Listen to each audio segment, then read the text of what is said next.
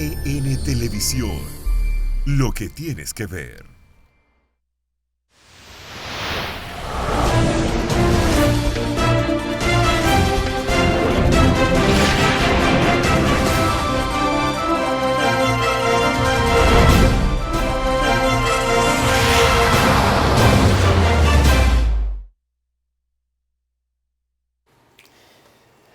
Gracias y bienvenidos todos a esta jornada del día de hoy de geopolítica. Comenzamos nuestra labor de este martes 7 del mes de mayo.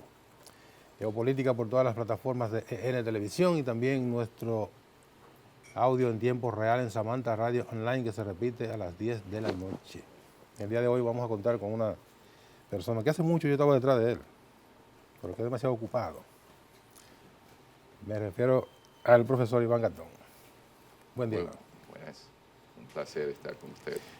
Gracias. Y en un programa sobre geopolítica. ¿Qué tal que es su agua? Sí, sobre todo. Usted conoce que el profesor Iván maneja muy bien a la perfección el tema de la geopolítica. No solo la geopolítica latinoamericana, sino la geopolítica mundial.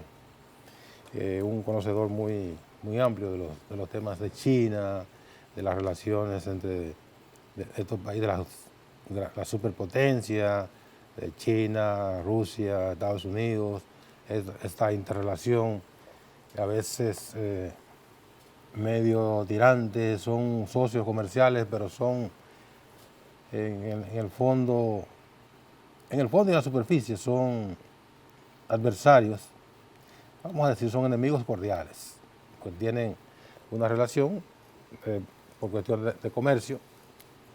En el caso de China, por ejemplo, China no es un socio que se pueda desdeñar así por cuestiones baladíes, como a veces incurre el presidente de los Estados Unidos, Donald Trump, sino que es un socio es una realidad demasiado potente en lo que es la geopolítica mundial de estos tiempos. Así que vamos a ver cómo nos orienta el profesor Gatón sobre este tema. Sí, bueno, la realidad es que nosotros estamos en un mundo que a partir del siglo XIX, sobre todo las doctrinas geopolíticas que salen de la escuela alemana, con Ritter, con Ratzel, y luego un sueco que es el que da el nombre a la geopolítica, Rudolf Helland, el propio Haushofer, luego siguiendo toda esa línea del Lebensraum o espacio vital que ya había hablado Ratzel. Era la época de los imperios coloniales. ¿Y los italianos no aportaron algo? No. Los italianos sí hicieron un aporte en cuanto a la formación por Gabriel D'Annunzio de la doctrina del fascismo, que incluso tuvieron una república que fue la República de Fiume, en la zona ya cercana a lo que es Yugoslavia. Incluso ese saludo nazi, cuando se levanta la mano, ese era el saludo que se le daba a D'Annunzio cuando hizo aquella triste república. Y también la forma de los uniformes que luego utilizó el nacionalsocialismo alemán.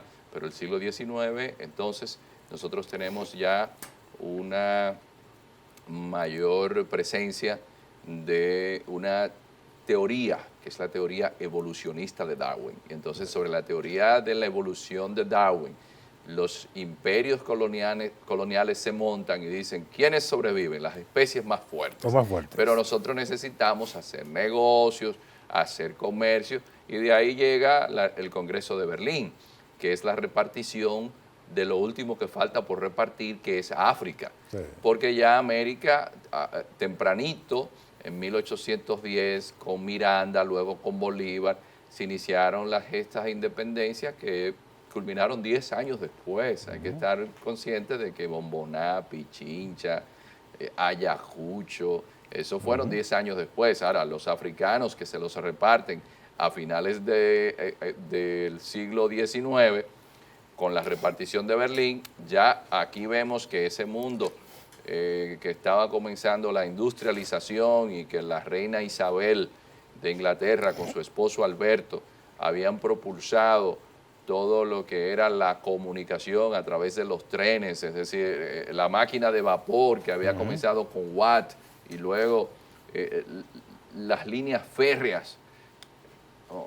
¿Nos llevan dónde? Nos llevan a un escenario de que los intereses europeos, al verse los alemanes por un lado, que habían creado el primer Reich, y luego el segundo Reich, primer Reich que viene con Carlomagno, el segundo Reich con Otto von Bismarck, y ahí es que viene la repartición del Congreso de Berlín porque faltaba repartirle a Alemania. Esa Alemania entonces entra en contradicción con Inglaterra, que era la dueña de todos los mares. Entonces ahí vemos nosotros lo que sucede hoy en día. Hubo un cambio de época y un enfrentamiento entre los ingleses y los alemanes. Pero América Latina ya estaba repartida desde el descubrimiento, portugueses. Sí, pero América Latina desde que se hizo Tordesillas, que fue ese gran acuerdo en el cual a Portugal y a España el Papa les dijo, bueno, a partir de aquí esto es para ti. Tienen una línea. A partir de allá, sin GPS. Sin GPS, tienen una línea imaginaria. Imaginaria, dijeron, no, desde aquí esto es para Portugal y desde acá esto es para España. Ahora, América Latina, ya la mayoría de sus países estaban independientes. Sí. Entonces, a finales del siglo XIX, para hacer un paralelismo con el mundo actual, llegan todos esos cambios, que llega la energía eléctrica, que llega el automóvil, ya están los visos ya del automóvil. Antes no había transporte, digamos, fluvial con carbón, ya tenemos transporte fluvial con carbón. Tampoco teníamos la máquina, el siglo XIX es que se pone la máquina. Sí. Entonces ahí esa industrialización dejó sin empleo a la gente, a muchos agricultores. Claro. Entonces, ¿qué pasó? Que eso fue un cambio muy grande, porque también tenemos el telégrafo, que fue algo que incluso trajo Lilisa aquí, que le dio ventaja. Entonces, ¿cómo va a ser que tan rápidamente llegue una información de un lugar a otro? Entonces, es como nos encontramos ahora en una era de WhatsApp, en una era de Internet, en una era que estamos hablando de tecnología 5G, donde un doctor va a operar a 4.000 kilómetros de distancia o a 3.000 kilómetros, como lo están haciendo los chinos, porque es más preciso tener el brazo de un robot con un médico dirigiendo el brazo de un robot para hacer una operación en el cerebro que una mano de un ser humano que tiembla. Entonces estamos hablando de un mundo que en ese momento... Imprecisión cero. Imprecisión cero. En aquel momento cambió, pero ahora también cambió. Entonces, para que los amigos tengan una idea, ahí estaba un periodo que se conoció como la paz armada. Y esa paz armada estalla cuando el último heredero de la corona austrohúngara, Francisco Fernando, porque Alberto se había suicidado en Mayerlín con su amante, porque no lo dejaban gobernar, no lo dejaban hacer nada. Entonces, el asesinato por Gavrilo Princip es la chispa que entonces desata la Primera Guerra Mundial. La Primera Guerra Mundial no termina bien, porque hubo unos acuerdos que fueron los acuerdos de Versalles, y eso lo que hace es humillar a los alemanes con el Segundo Reich se rearman porque viene la crisis económica del 29. Las crisis económicas siempre le hacen grandes daños a la democracia, porque la democracia se sustenta en bases muy frágiles de buscar los individuos la forma de llegar a un consenso. Entonces llegaron los populismos y Hitler es fruto de ese populismo. Claro. Y Mussolini es fruto de ese populismo. ¿Y qué pasa? La Segunda Guerra Mundial nos deja lo que siempre ha dejado la humanidad, la guerra, la muerte, la destrucción y la violencia como un elemento determinante. Y los dictadores. Pero entonces, ¿qué sucede? La Segunda Guerra Mundial nos cambia el panorama y como Inglaterra quedó débil, como Francia queda débil, ahí viene Estados Unidos y ocupa la hegemonía. Los rusos, que tenían a un hombre muy, muy diestro en política, que tenía lo que Maquiavelo llamó la razón de Estado, Joseph Shugaievich Lee, que mejor conocido como Stalin. Vamos a decir así para que lo entiendan. Stalin, ¿qué hace? Bueno, hace un acuerdo con los alemanes, que fue el famoso acuerdo Molotov-Ribbentrop. Sí. Y con ese acuerdo le dice a los alemanes, mira, tú te coges Polonia, este pedazo, yo me cojo este pedazo. Es más, es Stalin que hace la matanza de Katyn Y es en estos días que dicen, no, mira, no fueron los alemanes. Quienes mataron a la oficialidad polaca fueron los rusos. Pero peor aún, Stalin se queda cerca del río Vístula y deja que destruyan Varsovia para después él entrar. Estratégicamente. Entonces, Stalin es quien termina ganándole la guerra a los alemanes. Sí. Y llega hasta Alemania. Y ahí en Berlín lo vemos donde estaba el muro. Entonces, Estados Unidos y Rusia, la Unión de Repúblicas Socialistas Soviéticas, se dividen en un mundo que se conoció el mundo bipolar. ¿Y qué es lo que pasa? Que ese mundo bipolar, como todo en la existencia humana, tiene un fin. Colapsa en el 1989 con la caída del muro de Berlín. Ahí viene la tesis de su amigo Francis Fukuyama, de que es el fin de la historia. Que después tuvo que revisarse también. Porque... De que ahora todo va a ser democracia y libre mercado. Bueno, pero ¿qué sucedió? Todo eso no fue cierto. Ahora estamos en un mundo multipolar.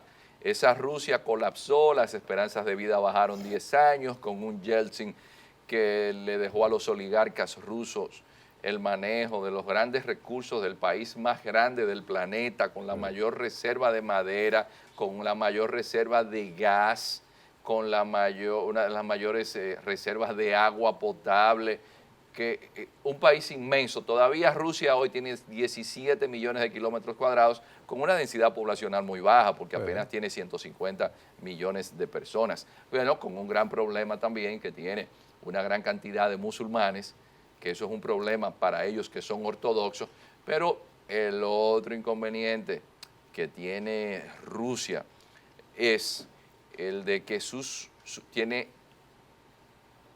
una población en la parte de Siberia de apenas 5 millones de habitantes. Pero los chinos, que tienen mucha población, en esa zona de la Siberia le tienen 100 millones de personas. Entonces, Rusia se está chinizando en esa parte de la frontera, razón por la cual luego hubo problemas entre ellos por el tema de la Mongolia interior y toda esa zona de lo que se conoció como la Manchuria. Entonces, nosotros tenemos un mundo que Rusia, en el mundo multipolar, comienza un poco débil, pero ¿qué pasa? Una élite que siempre ha existido, la de los servicios de inteligencia rusa, llega con un Vladimir Putin al gobierno y recuperan a Rusia. ¿Cómo la recuperan? Y se fortalece. La recuperan con una paradoja, y es que la administración Bush, con una posverdad, con una mentira, que fue la de armas de destrucción masivas en Irak, lleva a Estados Unidos, y lo dijo Aznar, y lo dijo Tony Blair en aquel famoso encuentro en Azores. Allí hay armas de destrucción masiva. Y fueron y desguazaron un país como Irak, donde paradójicamente lo que hacen es que suben los precios del petróleo y del gas, y Rusia se beneficia. Y lo que hacen en Rusia es que esos oligarcas desaparecen, y esa élite que viene de los servicios de inteligencia, lo que se llamó en sus inicios la Checa, después la NKVD, después la KGB y ahora la FSB, es que dicen, no, vamos a organizar el país, y en vez de que lo tengan unos cuantos oligarcas el dinero, vamos nosotros a manejarlo. ¿Y qué han hecho? Bueno, han incrementado la clase media en Rusia. Putin es visto de una forma tal positiva que tiene más del 80% de la población a su favor. Es casi mesiánico. Sí, es un hombre que ha hecho un trabajo como ortodoxo, porque es un hombre de iglesia, que eso es un asunto que nosotros en Occidente no entendemos, porque la identidad rusa es ortodoxa, porque Rusia es la heredera de Bizancio, cuando el imperio bizantino que sobrevivió... Pero ortodoxo cristiano. Sí, pero eso es ortodoxo, por eso, ortodoxo, de la doctrina correcta. Del origen. De la doctrina correcta. Entonces, que no son los católicos romanos. Ese imperio de Bizancio, que le sobrevivió al imperio romano más de 900 años, porque el imperio romano colapsó en el 476 y Bizancio es en el 1453 cuando llegan los turcos. ¿A dónde se fue? Se fue a Rusia. Entonces, esa Rusia, con su identidad ortodoxa, ¿qué hace? cuando ve que le quieren ampliar la OTAN en ese mundo multipolar, dice, no, pero yo me alío con los chinos. Entonces Rusia y China, paradójicamente, después de haber sido enemigos y en el 69... Una confrontación fuerte. Los chinos le mataron 40 y pico de soldados, más un coronel en el incidente del río Usuri en la isla Shenbao. Y por eso vemos que los americanos, Nixon se acerca con Kissinger y comienza la diplomacia del ping-pong para aislar a los rusos. Y aquí en República Dominicana veamos los enfrentamientos de los pro-chinos y de los pro-rusos. Claro. Entonces, esos chinos y esos rusos, visto que en Estados Unidos el Pentágono decide ampliar a Ucrania la OTAN, que lo hace con Georgia. Entonces, no, ustedes están muy cerca. Entonces tenemos a una Ucrania ahora con los problemas de Donetsk y Lugansk, con militares rusos actuando en la frontera, pero también vemos a una Rusia que se toma la península de Crimea. Sí. Que siempre fue suya. Bueno, hasta cierto ahí punto, se habla digamos ruso, que sí hay una incidencia muy grande. Lo que sucede es que Nikita Khrushchev también se la pasa a Ucrania, pero hay un elemento que es importante reconocer. Rusia nace en Ucrania, es decir, el antecedente histórico ruso es la Rusia de Kiev y luego la Rusia de Novgorod. Entonces, lo que se llama esfera de influencia en geopolítica es lo que los rusos ven afectados. Entonces desestabilizan. Por eso lo de Venezuela es diciendo, tú te involucraste aquí al lado mío, en Ucrania. No, pues ahora yo me involucro en tu patio trasero. Entonces tenemos un mundo nuevo, multipolar, donde la incidencia de Irak no solamente da dinero a Hugo Chávez, porque el petróleo subió a más de $150, lo que le permitió a Chávez financiar a los Kirchner en Argentina, financiar a Correa en Ecuador, financiar el movimiento al socialismo de Evo Morales en Bolivia. No solamente eso, y llevar a Ortega al gobierno de nuevo. No solamente eso, sino que Irán, el gran enemigo de Estados Unidos, es el que tiene incidencia religiosa por la Hasa chií en una población que es de mayoría chiita en Irak, porque la Hasa está en Qom, en Irán. Entonces Irán, a través del Islam chiita, tiene influencia en Irak. Pero no solamente en Irak, sino que Afganistán, que era una antigua satrapía del imperio persa aqueménida, el 25% de la población es Hazara. Influencia iraní. Sí. Entonces Irán ahora, que también con el tema del petróleo consiguieron su dinerito también, y todos los países de los Emiratos del Golfo, la mayoría de la población es chiita, exceptuando Yemen, que el 45% de la población es chiita, pero ahí tienen una guerra, que son desde que salió Abdullah Saleh, que lo apoyan, ¿quiénes? Los árabes saudíes, que son los enemigos de los sunitas chiitas. Porque hay el Islam, Mahoma, produce una división. O sea, cuando muere Mahoma, se produce una división y entonces salen por un lado los chiíes de Ali. Que era el yerno y el esposo de Fátima, la hija del profeta. Y entonces los suníes, que también dependen de Abu Bakr, que era el padre de Aisha, la última esposa del profeta, y son los que siguen la tradición o sunna. Y viven así, dependen del profeta, pero viven matándose. Lo que pasa es que Muawiya, que es un califa suní, es el que mata a Hassan y a Hussein, que son los hijos de Ali y nietos del profeta. Sí. Entonces, para los chiitas, los sunitas, es como el equivalente a Judas, para darle una analogía, que mata a Jesús. Son los traidores. Entonces, esa disputa chiita-sunita es la que hace que un Irán, que en el 1979 el ayatollah Ruhollah Mossavi Khomeini sustituye al Shah Mohammad Reza Pahlavi, esa revolución iraní que no la querían ni los rusos, que no la querían ni siquiera los americanos, que apoyaron a Saddam Hussein para hacer la guerra más larga del siglo XX, que fue esa guerra irano-iraquí. 10 años. Esa guerra la ganan esos musulmanes chiitas e instauran una teocracia. Es decir, es un gobierno donde no es el presidente Hassan Rouhani quien en realidad manda, es el gran ayatolá Ali al-Sistani. El ayatolá Khamenei. Entonces, nosotros tenemos un mundo en la actualidad que ese Irán resurge, y es lo que se llama, desde la perspectiva de Brzezinski, un pivote geoestratégico. Vamos a hablar de la geoestrategia. La geoestrategia, traído ya al tema comercial, no tanto de la geopolítica en términos de militar, que eso no está teniendo mucho peso ahora, teóricamente, sino el comercio. Pero que la guerra es la política por otros medios. Sí, es la política sin violencia. Sí, bueno, la política es la guerra sin violencia. Sí, no, y la realidad, la geopolítica es la geoeconomía. Es decir, cuando usted ve, por ejemplo, las guerras se hacen porque, ¿cuál es el principal negocio del planeta? Son las armas. Entonces usted dice, no, pero que no hay guerra en Brasil, pero en Brasil hay dos grupos, que es el Comando do Povo y el Comando Vermelho, que ambos compiten con el ejército prácticamente. Y el año pasado en Brasil hubo 65.000 muertos.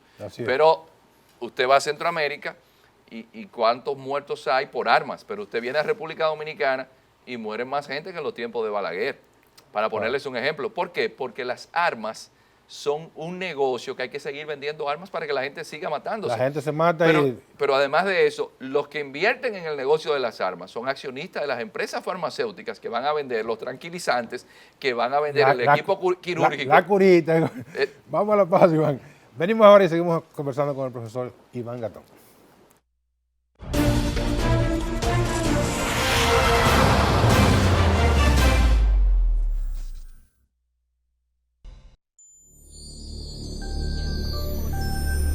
EN Televisión, lo que tienes que ver.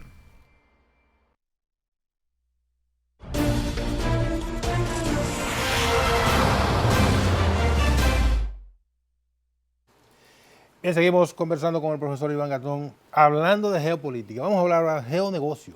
¿Se puede llamar así? Bueno, la geoeconomía tiene dos grandes negocios. Uno es el negocio de las armas, que de hecho vemos cómo la administración Trump renuncia al acuerdo de armamentos que tenía Naciones Unidas, aparte del negocio del Tratado de No Proliferación de Armas Atómicas que tenía con Rusia. Pero es que Estados Unidos aumentó. Él tiró eso por la borda. Aumentó sus ventas de armas. Sí. Pero también, algo interesante, uno de los grandes compradores es Arabia Saudita. Y vemos cómo el régimen de Arabia Saudita, nadie se fija que ahí no hay democracia. Es decir, por eso son los dobles raseros. Pero un régimen criminal. Bueno, un régimen que es capaz de descuartizar a un ciudadano de su país en el consulado de su país en Turquía. Un ciudadano prestigioso de su país. Prestigioso que escribe en el Washington Post. Sí. Y a ese ciudadano, con todas las pruebas ahí, lo descuartizan con una sierra. Y eso no tuvo ninguna repercusión. No. Pero Arabia Saudita está comprando más de 100.000 millones de dólares porque Arabia Saudita mantiene una guerra contra los hutíes chiitas en Yemen. Una guerra no, un genocidio. Ahí la mayoría de los afectados, señores, son niños. Y Naciones Unidas se queja porque es un país desértico donde hay un bloqueo naval también que impide que llegue alimentos, pero eso no va a salir en los medios. No. Además de que si ustedes buscan a Yemen, van a encontrar que los primeros edificios se hicieron en Yemen. Es decir, ustedes van a ver construcciones en Yemen que son patrimonios de la humanidad, y de Yemen era la reina de Saba y la famosa Arabia Feliz que nos mencionaba el profesor Juan Bosch en Breve Historia de los pueblos árabes. Sí. Y tenemos que ese Yemen es el que está ahí en el estrecho que se llama Bab el-Mandeb, en la zona del Mar Rojo, que es una zona fundamental para usted salir por el canal del Suez a seguir la ruta del Asia por donde los monzones llevaban el comercio. Sí. Pero tenemos entonces ventas de armas, pero el otro gran negocio, la transnacionalización del crimen a través de las drogas. Y bueno, Saviano, el autor de Gomorra, en una entrevista que le hacen en Nueva York, dice, bueno, el negocio de la droga es un negocio grande. Y yo puedo decirles a ustedes que Steve Jobs hizo un gran trabajo con el tema de la tecnología, pero en el negocio de la cocaína, el Steve Jobs de la cocaína es el Chapo. Es decir, una gente que tome 1 kilo de cocaína y de Colombia lo saque a $1,000 y que cuando llega a la Florida ya esté en 40,000, o que cuando lo cruce a la frontera y lo lleva a Nueva York, si lo convierten en crack, ya está en 80,000. Sí. Entonces es un señor que le maneja al año de mínimo de 15,000 a 20,000 millones de dólares y que usted invierte en Apple $1,000 y la bolsa de valores le va a dar quizás a final de año $3,000 por $1,000. Pero si usted lo invierte en cocaína, usted va a obtener 5 veces más que lo que usted invierte en Apple. Entonces este señor nos presenta muy bien cómo los grandes grupos mafiosos, yakuza japonesa, triadas chinas, las mafias americanas, porque ustedes siempre ven un narcotraficante sudamericano, Sí, sí. pero ustedes no van a ver un narcotraficante estadounidense, que es donde realmente se maneja la droga. Es decir, Porque la parte fundamental que es el comercio, ahí es que está. ahí es que está, ellos son los que demandan esa Sí. droga. Y entonces tenemos la camorra napolitana, la drangheta napolitana, perdón, la camorra siciliana, tenemos las mafias rusas. Estos 5 grupos mafiosos le manejan a usted un presupuesto que no se lo maneja un Ministerio de Defensa. Entonces tienen una incidencia a través del negocio de las drogas en el planeta muy grande. Entonces, drogas más armas tienen una gran incidencia en la geoeconomía. Por ejemplo, se habla de lavado. Y que va más o menos juntos, porque Van de la mano. para la droga tiene que haber armas. Entonces tienen un elemento que nosotros debemos prestarle mucha atención. De cada dólar que produce la droga, el lavado, la mayor parte de ese dinero no se da en nuestros países, se da en los países desarrollados. Claro. El 80%. Nosotros dejamos los muertos, porque por supuesto nuestras economías no permiten que un consumidor de droga tenga un empleo estable que le permita comprar su droga sin delinquir. En nuestros países no, eso genera ratería. Sí. En nuestros países que no tenemos pleno empleo, ¿quiénes se emplean?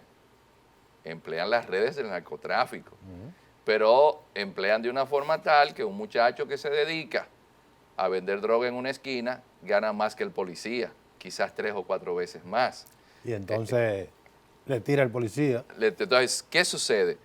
Que los sistemas bancarios saben cuando el negocio viene del narcotráfico, pero cuando la economía mundial la maneja, la incidencia grande la tiene el narcotráfico, usted tiene una economía de la violencia y de la depresión, es decir, armas más drogas.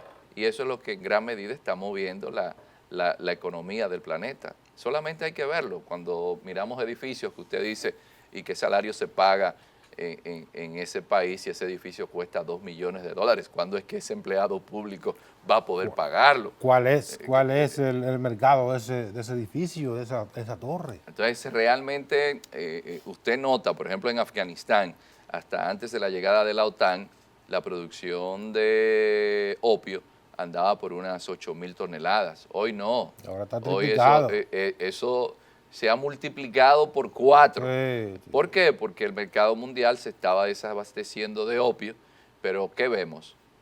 En Estados Unidos murieron el año pasado 65,000 personas por sobredosis de droga, más que la que murieron en toda la guerra de Vietnam. Esto va a afectar el crecimiento del Producto Interno Bruto de Estados Unidos en más de medio punto, porque la mayoría de la gente que está muriendo son jóvenes. De hecho, siempre en la sabiduría se ha dicho, y eso viene de la sabiduría árabe, que a un enemigo no se le desea una maldición, sino que adquiere un vicio. porque el vicio hace que usted pierda la salud y que también pierda dignidad, prestigio en la comunidad. Entonces, en Estados Unidos tenemos una gran cantidad de población joven que por una cuestión de los valores que se venden a través de esos medios de comunicación, como hablábamos, de la era de la posverdad, si los muchachos lo que ven es que un enfermo, un adicto a las drogas, es el paradigma de éxito, ¿a quién van a seguir? Entonces, ese es el gran dilema y eso es importante en geopolítica. ¿Por qué? Porque tanto China como Rusia son vistos como países que toman valores tradicionales que no promueven el narcotráfico o el consumo de drogas, porque los rusos le mantienen la droga detenida. Sí. Pero también en Rusia usted tiene los monasterios llenos de jóvenes que quieren ser sacerdotes.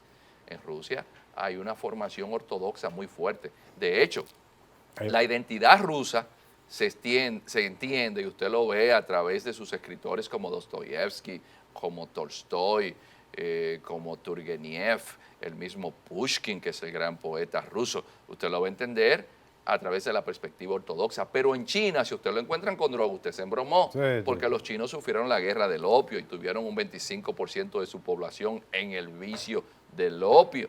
Entonces ellos se ven con valores tradicionales, los cuales no tiene Occidente. Occidente ahora anda en el movimiento LGBT. Entonces ellos no. Hay una anécdota de un secretario de Relaciones Exteriores alemán que fue con su pareja porque era homosexual. Y él va para una reunión a China. Yo estaba estudiando en esos tiempos en Alemania, en el Ministerio de Relaciones Exteriores, y recuerdo que él mandó a acreditar a su esposo. Y los chinos le dijeron, no, pero es varón. Dice, no, y usted es varón. Dice, no, para nosotros una pareja es un hombre y una mujer. No, pero que yo soy Alemania. Le dice, no, por eso usted lo hace en Alemania. En Alemania para no. La conducta sexual suya no tiene que ver para nada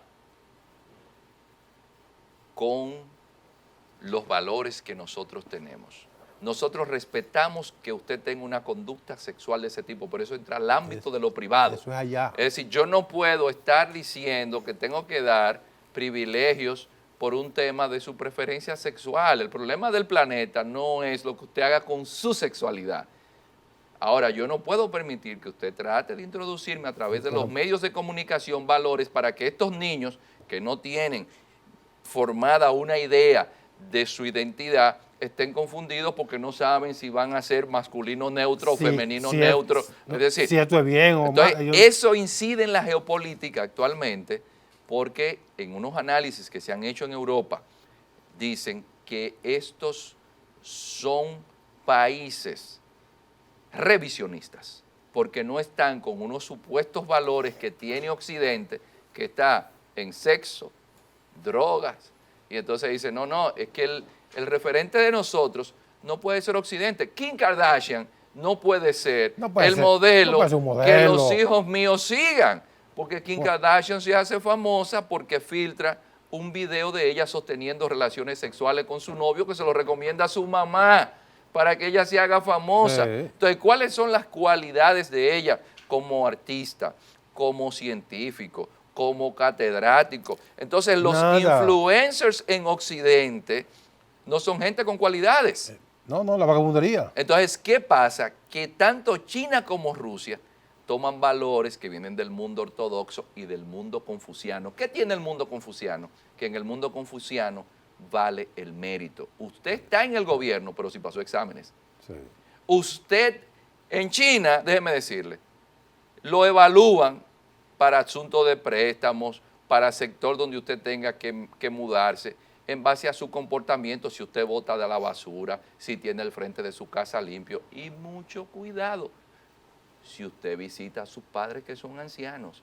Si el vecindario se entera que a su papá o a su mamá usted no los visita, porque ahora usted está muy bien económicamente, y esos viejos hay que dejarlos por ahí porque molestan, lo denuncian en la policía. Entonces, ellos entienden que Occidente se ha perdido en un mundo de las hogueras de las vanidades. Yo no estoy en contra de los movimientos LGBT, ni nada por el estilo. Las trivialidades es lo que está funcionando en este mundo nuestro de aquí de Occidente. Entonces, la geopolítica ahora habla de la decadencia de Occidente, y es verdad.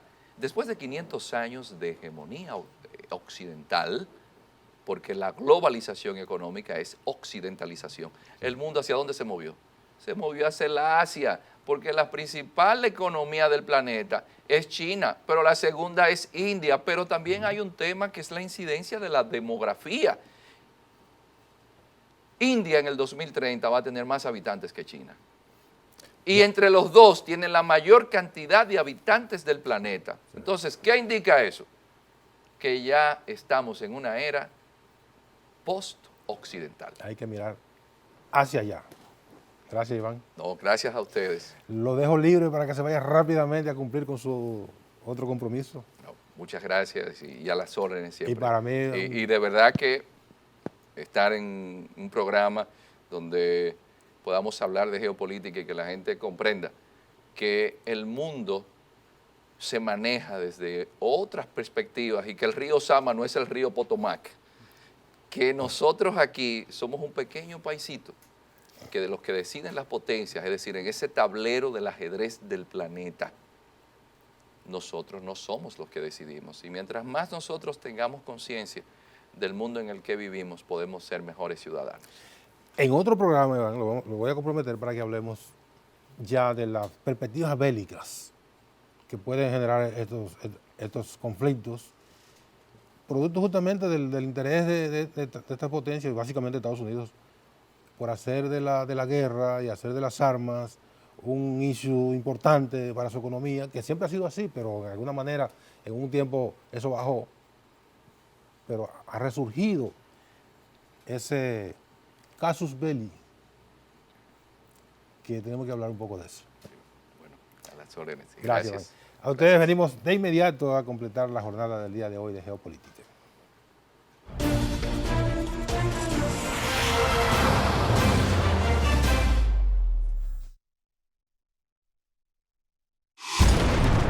EN Televisión, lo que tienes que ver.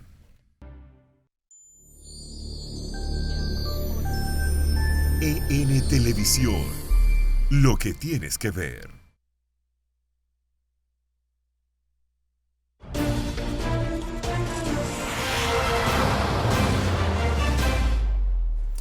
Bien, seguimos en Geopolítica después de esa brillante participación del profesor Iván Gastón. Dice Naciones Unidas, el relator de Naciones Unidas sobre el impacto de las sanciones unilaterales que ha aplicado Estados Unidos, dice que esas sanciones violan los derechos humanos de Irán, de Venezuela y de Cuba. Sabemos que esas sanciones afectan el comercio, las inversiones, afectan la posibilidad de que la población de esas naciones puedan disponer de alimentación adecuada, de recibir atención médica con los medicamentos que conllevan sus dolencias, porque las compañías se niegan a establecer relaciones comerciales con esos países. Entonces Naciones Unidas encargó a uno de sus funcionarios a hacer una investigación. Él hizo el levantamiento y le ha presentado a Naciones Unidas, al secretario general de Naciones Unidas, el informe con estas conclusiones de que esas sanciones unilaterales tienen un impacto en los derechos humanos. Eso para el gobierno de los Estados Unidos no tiene ningún valor. Es un gobierno que se maneja como si estuviera solo en el mundo. Sus decisiones tienen que ser acatadas por todos los países. Las llamadas sanciones las aplican a estos tres países fundamentalmente. También se lo aplicaron a Corea, se lo aplicaron a Siria, y obligan a las demás naciones a adherirse a esas llamadas sanciones, cuando es un asunto que le concierne únicamente a los Estados Unidos. Pero en este mundo donde hay mucha falsía, hay muchos que hablan de la soberanía de sus naciones, pero es mentira, se pliegan cuando reciben una orden de los Estados Unidos. Vamos a hacer, Cali, vamos a pedir la 1. Sí. La 1, ¿verdad? Porque esto de las sanciones a Cuba, por ejemplo, la Unión Europea tiene un conflicto con los Estados Unidos. Dice, bueno, nosotros vamos a defender las inversiones que tienen los miembros de Unión Europea en Cuba. Y sabemos que Francia, básicamente España, Italia y otros estados miembros de la Unión Europea tienen inversiones importantes en turismo, industria y en otras áreas de la economía cubana, que con estas sanciones pudieran verse afectados e incluso perder el ritmo de sus inversiones. Entonces la Unión Europea está defendiendo a sus miembros, y particularmente España ha sido clara en la información que vamos a ver a continuación. España anunció el lunes la activación de un plan para reconvertir 375 millones de euros de deuda cubana en proyectos de infraestructura en la isla. Sí, el fondo contravalor, como decía, que se va a activar de 375 millones de euros es una buena noticia, porque va a permitir seguir desarrollando inversiones de empresas españolas en Cuba y, por lo tanto, reforzando esos lazos comerciales y de inversión. A través de un programa de conversión de deuda, parte del dinero que tiene pendiente de pago Cuba a España se destina a proyectos de inversión que faciliten el desempeño de las empresas españolas con presencia en la isla. Ese dinero no puede ser usado en operaciones comerciales. Cuba convirtió exitosamente 40 millones de euros de deuda con España en 16 proyectos, tras un convenio firmado en 2015. El plan, que entra ahora en vigencia, fue suscrito en 2016 y se activa porque el anterior ya fue gastado en su totalidad, según aclaró la ministra. Pese al interés de invertir, Reyes Maroto admitió su preocupación por el atraso del pago de algunos compromisos de la isla con España. Es verdad que el hecho de que sí están impagos con un volumen que estimamos en torno a los 300 millones de euros genera incertidumbre y está afectando también negativamente a muchas de las empresas españolas que invirtieron en Cuba. La ministra insistió en que Cuba debe establecer un cronograma que asegure los pagos en un tiempo gradual, pero certero. Reyes Maroto se refirió a las medidas de Washington para recibir demandas contra empresas extranjeras que administran bienes nacionalizados en Cuba después de la Revolución de 1959. Se trata del capítulo 3 de la ley estadounidense Helms-Burton. A pesar de las sanciones de Estados Unidos, reiteró que la Unión Europea tiene leyes que contrarrestan esa medida y también pueden acudir ante la Organización Mundial del Comercio. Además, crearán oficinas tanto en La Habana como en Madrid para informar y mantener la tranquilidad en los inversionistas. Bien, dice el Papa que nos estamos acostumbrando a comer el pan de la desinformación. Y hemos terminado de pensar que vivimos del descrédito. Entonces, este mundo se fundamenta, como decía Iván Gastón, en la desinformación, lo que llaman ahora posverdad. Posverdad. Eso es una pura mentira. Manipulación de los medios, de los grandes medios de comunicación, trazando pautas sobre temas, creando corrientes creando tendencias, idiotizando a la gente que cree todo lo que dicen esos grandes medios sin someterlos a ninguna verificación. Los casos de Venezuela es el más emblemático de toda la desinformación que todos los días se vierte a través de los medios de comunicación, de las grandes cadenas, los grandes diarios de Estados Unidos, de América Latina, de Europa. Hubo una andanada de mentiras sobre estos países que terminan convirtiéndose en verdad, porque la gente cree todo lo que ve, todo lo que lee y todo lo que escucha. El Papa tiene toda la razón. Estamos comiendo el pan de la desinformación. Qué lamentable. Terminamos por el día de hoy, Cali. Gracias por su atención como todos los días y mañana a las 11 de la mañana, Dios mediante, estaremos de nuevo con otra jornada de geopolítica. Los dejo con EN Meridiano.